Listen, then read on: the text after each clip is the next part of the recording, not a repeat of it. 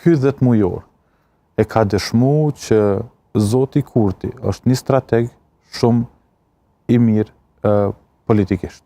Është shumë i mirë se sa që të tre udhëheqësit opozitar bashkë.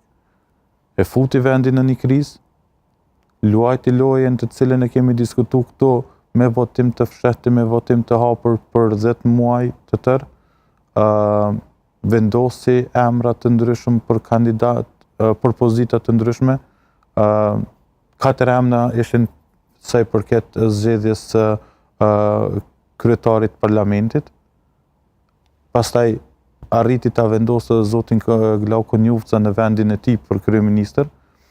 Paramendojnë se çfarë do të ndodhë nëse ai me 51% të votave nuk do të arrinte ta zgjodhte presidentin ose presidenten e re dhe ta kishte Vjosa Osmanin përsëri në krah.